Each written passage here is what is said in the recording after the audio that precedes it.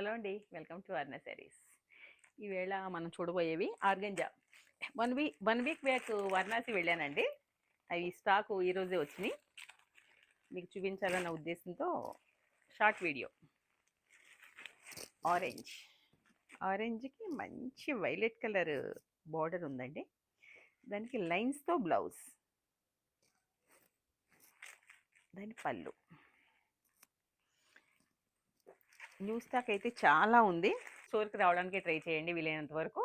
Stock అయితే చాలా ఉంది. మంచి కలర్స్ ఇలా